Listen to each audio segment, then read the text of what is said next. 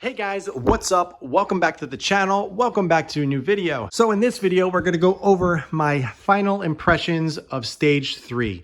Yes, that term is used very loosely these days. The mods in terms of what stage you're going at has changed over the years.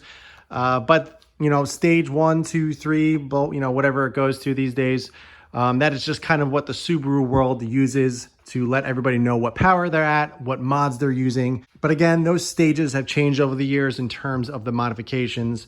Stage 3 is basically stage 2, which is a downpipe, plus upgrading all your fueling. That's basically what it is in a nutshell.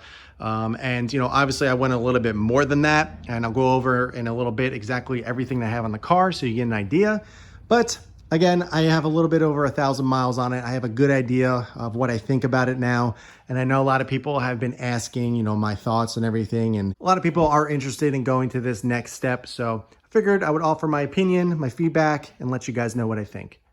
Now, just some background. Let's go over what I went through to kind of get to this point. Obviously, I didn't jump right to stage 3. I kind of took my steps, enjoyed the process. And I just kind of want to go over what I did in the past and kind of how I ended up here.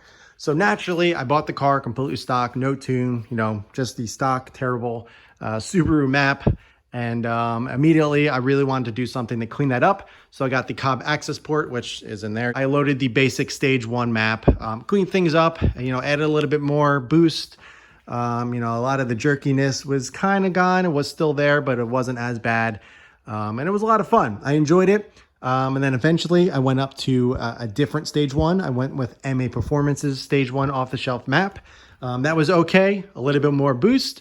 The numbers were okay. I was, you know, happy with it for a little bit. But I really wanted to add an intake, so I decided to go with MA Performance's stage 1 Plus, which is their intake as well as their stage 1 Plus tune. I have a whole experience on that, so if you are interested, be sure to check out this video in the top right corner. But ultimately, I got rid of that. I ended up going with Bren Tuning with their E-Tune. I ended up picking up the Cobb SF intake before this one, which is the Redline one. And I got their stage 1 Plus tune, E-Tune, I should say. Absolutely loved it. Cleaned things up dramatically, very, very consistent numbers. And I really, really enjoyed I think it was about 2 years that I ran that. So if you're looking for a very, very simple stage 1 tune or stage 1, and you're just looking to do an E-Tune, nothing too crazy, highly, highly recommend going with Bren Tuning. It was such a great experience. I really, really loved that stage of the car. This kind of brings us to where we are today. I went with stage 3. I'll go over all the mods that are on the car currently, which considers it stage 3. But I went to RT Tuning. I did a Pro Tune and did all the mods and everything. I came out to 340 horsepower and 351 foot-pounds of torque on 18 PSI. So very, very conservative. There's plenty more that I can get out of it with all the reputable mods that I did use. But I wanted to keep it super safe, super conservative, and super reliable. So I'm plenty happy with where the car is at. So let's go over the mods that I have on this car that makes it stage 3. I'm using quotes again because I don't want anybody to yell at me. Everybody and their mother thinks stage 3 these days is different, but technically this is what it is in today's world. Basically, this is what their selling tactic is and their package that they consider stage 3. So in terms of exhaust, I am running a Grimspeed catted downpipe. It is the limited edition. The exhaust is an AWE Touring exhaust with the black tips. I'm also running Killer Bee equal length headers. They are coated in Swain Tech. I'm also running the Cobb Redline carbon fiber intake. As you can see in the engine bay as well, kind of stands out right here. This is the Grimspeed top mount intercooler. You can either do top mount or front mount. I chose to stay top mount just for that OEM kind of plus look and feel. So everything else in terms of fueling, which makes it technically stage 3, is the fuel lines, the fuel rails, fuel pressure regulator, the injectors, as well as the fuel pump in the back. And as you can see over here, I have the Grimspeed electronic boost control solenoid as well. I did a few other things in terms of reliability mods that I highly suggest doing if you're going to go to this point. As you can see right here, I'm running the coil aluminum radiator. Highly suggest that. It is great for keeping the motor cool and happy, especially on the hotter days. I'm also running the Get a Dom cylinder 4 cooling mod. Now, yes, I still recommend doing that, even though if you go equal length headers, because the stock unequal length headers creates a lot of heat back in cylinder 4 here. And that is a little bit more prone to failing, but I still recommend doing everything just to keep things happy. Also over here, kind of see it right back there, is the IAG AOS. I highly recommend doing an AOS. Really, really helps with the blow by, and it keeps the oil right where it should be instead of putting it in places it shouldn't.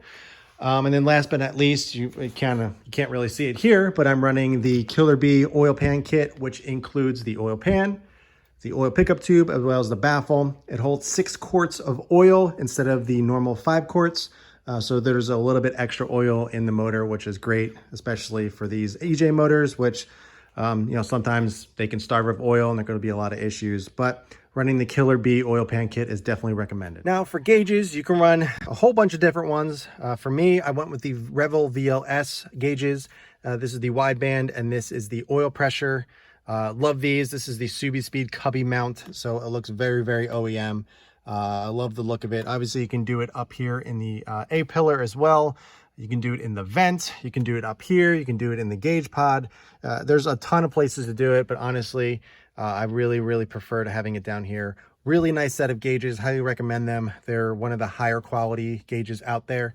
AEM is very popular as well. It's just personal preference and plus what you want to go with and what your tuner prefers.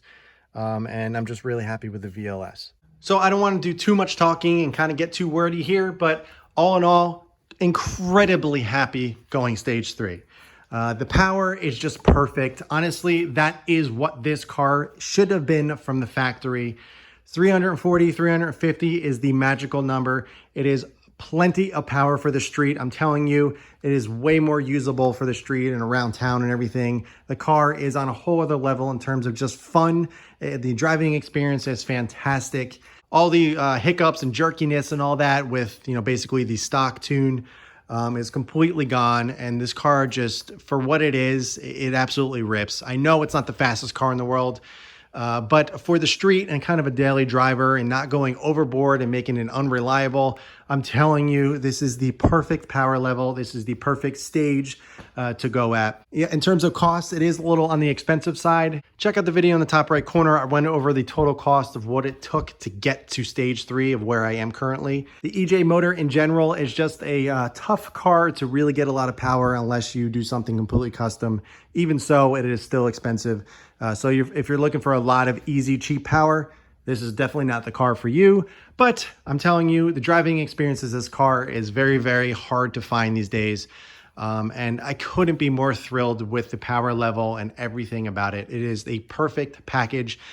So I'm really looking forward to seeing what the 2022 STI is like as well. I'm kind of hoping that it's at least 350 horsepower, because if this car came 350, and then you can kind of move up from there with aftermarket and tunes and mods and everything, it would be perfect. I'm telling you. Now, if you have a Type RA or a 2019 Plus, you could actually go for a little bit more power as well, since you have the upgraded motor with the upgraded internals and everything. I've heard a lot of stories of them holding 450, no problem.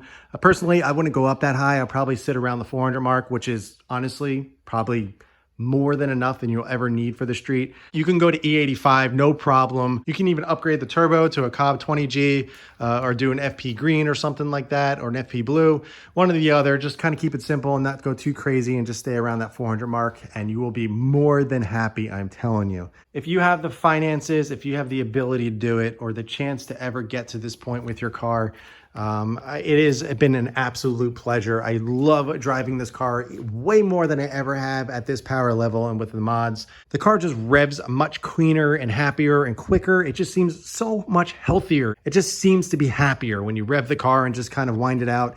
It just seems like it wants to be there. You'll see at the end of this video, I did some driving earlier today. You can see the RPM band just kind of rev up so quickly. It's just so much peppier. It's a lot more usable low-end power, which is great for around town and daily driving, because the turbo starts kicking in around 3,000 RPM. As opposed to stock, you kind of saw the power kicking in around 42 to 4,500 RPM. So you really, really needed to wind the car out to have some fun. This is a little bit more usable around town, especially if you're on the highway or something like that and you need to pass a car.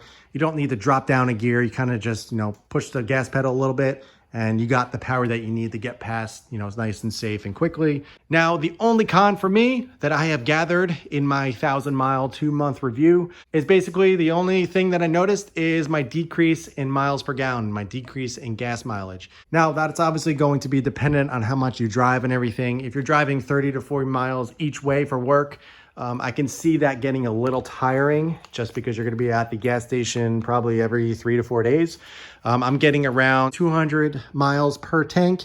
I drive about 15 to 20 miles per day, there and back and just kind of around town and all that. I fill up every 5 to 7 days or so. So it's nothing that's too tiring. I actually enjoy getting gas. It's kind of like a whole experience. It's fun for me, which I'm sure a lot of you can relate to that as well. But that is the only con. So if you are conscious about getting gas, especially gas prices these days, it's a little expensive. I get it. It can get a little tiring. The gas that I use is Shell 93 V-Power. It's around $55 to fill the tank. Once the gas light is on, I try not to let it get to that point, but to fill the tank completely, that's usually what it's around. So take that into consideration if you do drive the car a lot and you're wanting to go to this power level. I have seen a little bit of a decrease in gas mileage. If you are driving a little bit more per day, you may see a little bit more, like 250 per tank, maybe just a little bit more, depending on how conservative you drive or, where you're driving and the speeds you are driving at. So that could be subjective to change, but expect to be around that gas mileage. So yeah, that is all I got for you in terms of my review. Absolutely love it. Highly recommend it. If you have the opportunity to do it, do it. I give you the thumbs up. Make sure you're using reputable mods. Make sure you have a good reputable tuner. I cannot stress that enough.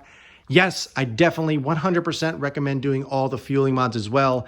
Please, please, please, please do me a favor and don't just throw on a downpipe and an intake and just think you're going to be okay. I promise you, you may be okay for a little bit, but you're going to run into problems down the road. The fueling is the weak point of this car. At stage 1+, which is just the tune and the intake, the injectors are completely maxed out. I don't care what you say. You may be at 98% and you say, oh, I'm not maxed out. But I promise you, one of these days, you're going to be maxed out. The car is going to run lean and you're going to have problems if you throw on a downpipe with an intake and not do anything else. So that is my advice. If you're going to do it, 110% make sure you do all the fueling and supporting mods with it. The car is just going to be much happier and you're going to have a much better experience.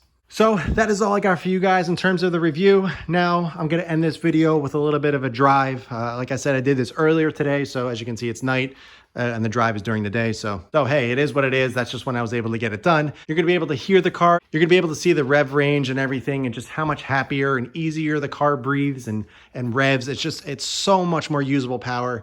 And I cannot stress that enough. So thank you guys so much for watching. I appreciate it. If you have any questions at all, be sure to ask them below. But in the meantime, keep it clean, keep it simple, and I'll catch you guys in the next one.